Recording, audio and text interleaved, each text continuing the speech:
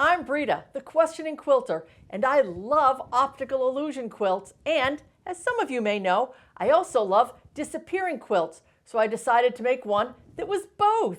So this may look complicated, but it's just a simple disappearing 4-patch made with two very similar blocks. The only trick, if you will, is that you need to make a lot of them for the optical illusion to show up. So I'm going to divide this video into sections. The first part is going to be like a normal video. I'm going to show you very quickly how to make the blocks and how the blocks get put together.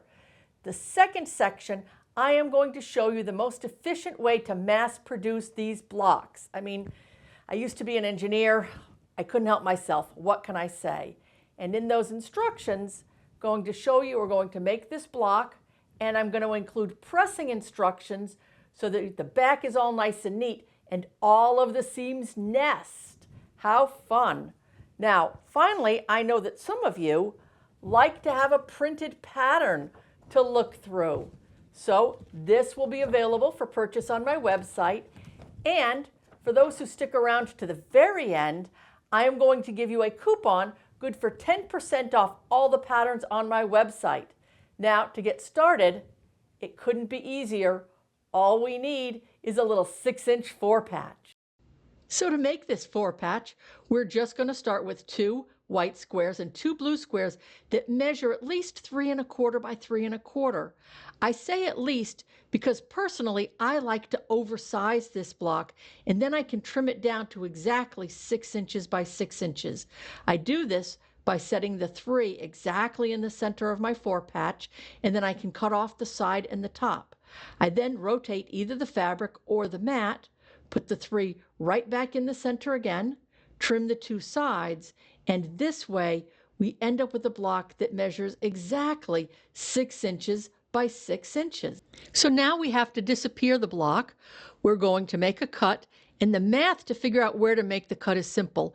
It's the size of the block, in this case 6 inches, divided by 6. 6 divided by 6 is 1. So we're cutting 1 inch from the center seam, and we're going to make 4 cuts going all around in a circle. And here you can see why it's so important to be exact. If you're off by 1/4 inch on a 12-inch block, well, maybe not the greatest, but it's not the end of the world. But these sub blocks are only 2 inches by 2 inches, and if you're off by 1/4 inch on one of these, well, that's going to show up. So we make the 4 cuts. We end up with 9 sub blocks. So we're going to start with 2 blocks to make block A and block B. To make block A, we're going to start with the little 4-patch, put it in the upper right corner. Now notice we have the white in the upper left and the lower right. Now we're going to take these half rectangle or bar blocks, as I like to call them, and put the horizontal ones so that they're alternating white, dark, light, dark, light, dark. Now we'll take the vertical ones, and again, we're going to alternate light, dark, light, dark. Now we're going to take these smaller squares and make another 4-patch, just like the original 4-patch, with white in the upper left and the blue in the upper right. Put these together. Now this is block A. Now to make block B, we're going to take the 4-patch, and now it's going to go in the upper left corner, but the orientation, the white, is still in the upper left. Take the horizontal ones, alternate them, light, dark, light, dark. We're going to take the vertical ones, alternate them again, light, dark, light, dark. Put another 4-patch in the center, and again, the white is in the upper left and the blue is in the upper right. Put those together. We sew those into block A and block B. And now we can start assembling to get the trippy checkerboard. If you take one of block A and one of block B and turn them upside down, orient them so that that little 4-patch is in the center, and they all 4 go together. It's an 8 by 8 block that I call a trippy checkerboard and looks just like this. All that's left to do now is to put all of the blocks together to make a quilt whatever size you like. Doesn't it look amazing? So simple, so much fun. Now, over the years, I've had people ask me, can they make this quilt using scraps? And I've always said, no, if you used multiple colors, it would take away from the optical illusion. Well, fortunately, One of my customers didn't ask before she made a scrap version, and she so generously sent me a picture of it. So here it is. And even though the optical illusion is a little bit reduced, I think it's still an amazing quilt. So thank you, Amy P., for proving me wrong. Now, the only thing left to do is to be able to mass produce these guys. We're going to start by cutting strips the entire width of the fabric, nominally 3¼ inches, just like last time. You can oversize it if you like. That's what I like to do. Now you're just going to sew those two strips together, the entire width of the fabric, and then press it to the dark. Now we're going to cut segments off of this. So again, 3¼ 3½, whatever you want. Make a cut, and you're going to cut down the entire width of the fabric. You're going to get a lot of these little two patches. So you're going to put two of them together, alternate them, and use these to make 4 patches. You've got white in the upper left and in the lower right. We're going to put them together and sew them. Notice the top is pointed away from you, pressed to the dark. The bottom is pointed towards you, also pressed to the dark. Sew on the right side of the seam. This is very important to get things to line up. You see that they nest perfectly. If you sew on the wrong side, everything's going to be messed up. This is really important.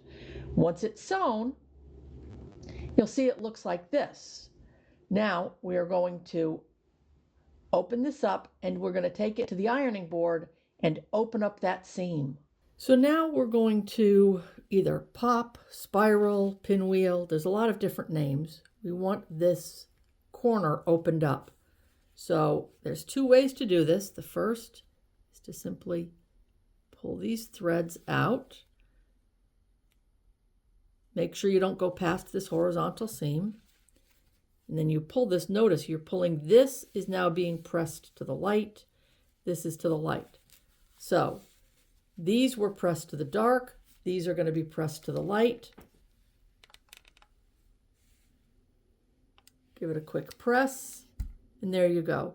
The second way of doing this is sometimes just called popping them. Works about 85–90% of the time. You just take these and you pull them apart. Again, one side is going one way, the other side is pressed to the other. Notice I am not pressing the seam open. I am pressing this intersection, pulling this intersection open. This is pressed, these are pressed to the dark, this is pressed to the light.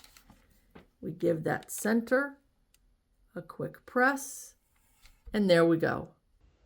So now we treat this block just like we did a few minutes ago. Trim it to 6 inches, make the 4 cuts 1 inch from the center. You will have 9 sub blocks.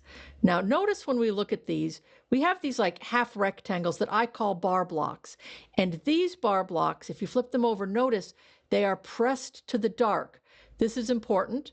I have the horizontal ones pressed to the dark. They go in their own pile. We are sorting these. The other ones are pressed to the light, and I orient them so that they're going up and down. I kind of remember it by saying we're reaching up to the light.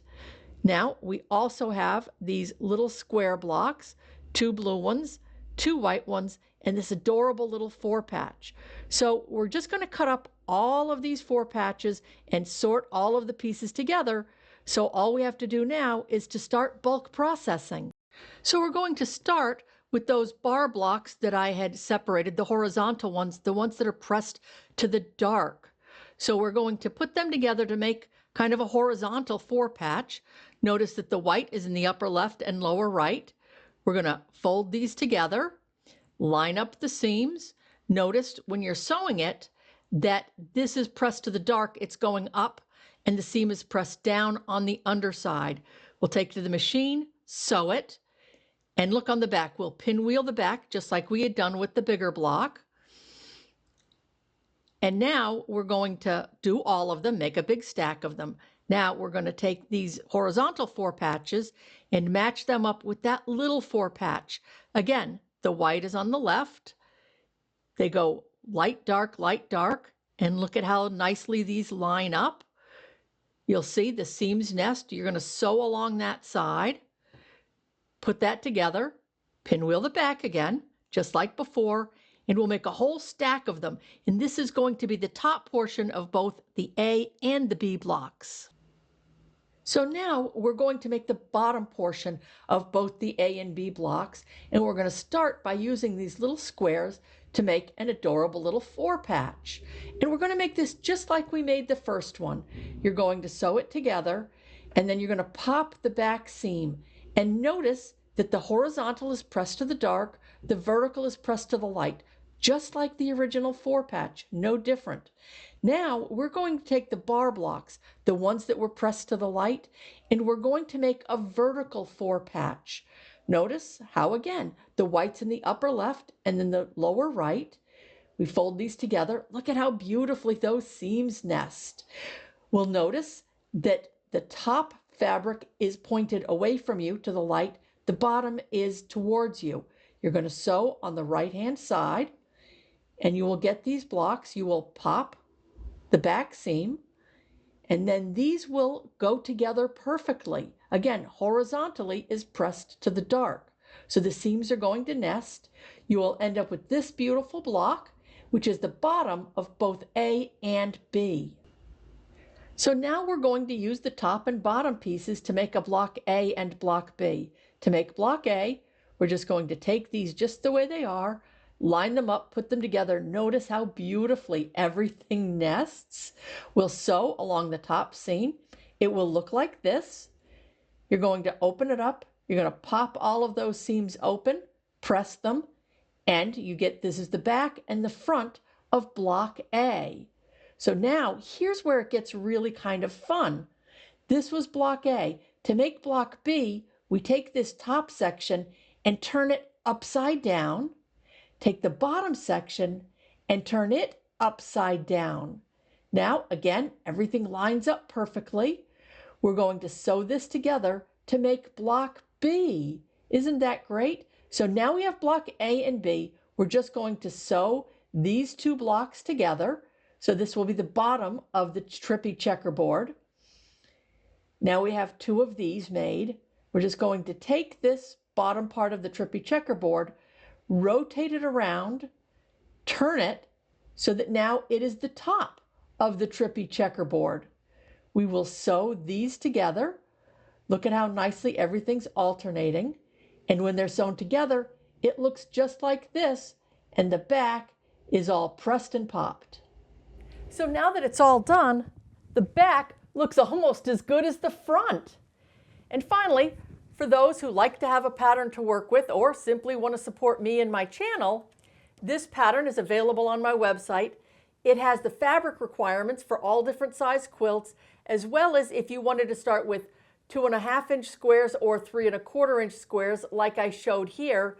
And for watching this video, when you go to checkout, there's a little space for a coupon code. Just type YouTube in the coupon code space for 10% off all of my patterns. Stay well and happy quilting.